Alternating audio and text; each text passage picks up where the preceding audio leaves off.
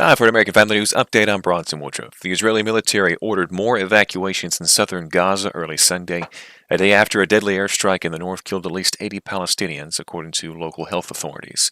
The airstrike was one of the deadliest attacks in the 10-month war. Hamas appeared to push back against resuming negotiations on Thursday on any new ceasefire proposals. In a statement, it urged mediators, being the United States, Egypt, and Qatar, to submit a plan to implement what was agreed on last month, based on a proposal from President Biden.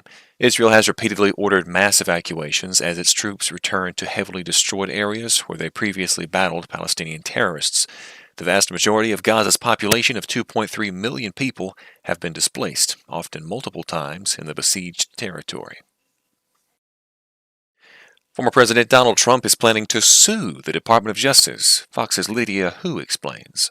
Former President Donald Trump put the government on notice just last week. He plans to sue them for $100 million over the Mar-a-Lago raid from 2 years ago. Trump accuses the Department of Justice and the FBI of invasion of privacy, a malicious prosecution, and abuse of process. Now, Trump's lawyer raises a number of issues. One is the way in which that search warrant was executed, and a total surprise. They point to testimony from a former FBI assistant director who said agents should have first sought Trump's consent, offered notice to Trump's lawyers, and invited cooperation.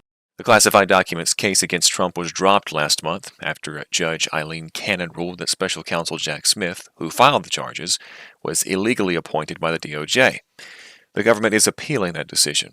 Trump was charged with hoarding thousands of classified government documents at Mar-a-Lago and for refusing multiple requests to return them over a span of more than 1 year. Iran is denying the Trump-Vance campaign's claim that the country hacked and stole internal communications from the Republican ticket. Gillian Turner explains. The same day the Trump campaign announced they had been hacked, the news outlet Politico started reporting that they had been receiving emails from some anonymous email account that did contain internal Trump campaign documents. Here's what the Trump campaign says about all this. Quote, these documents were obtained illegally from foreign sources hostile to the U.S., intended to interfere with the 2024 election, and sow chaos. Now, on Friday, a new Microsoft report revealed that Iranian hackers broke into the account of a, quote, high-ranking official on the U.S. presidential campaign. They're not specifying which official.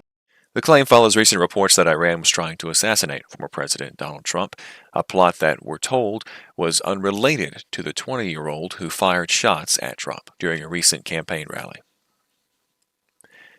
Analysts are awaiting 2 reports this week on inflation. Fox Business correspondent Edward Lawrence reports.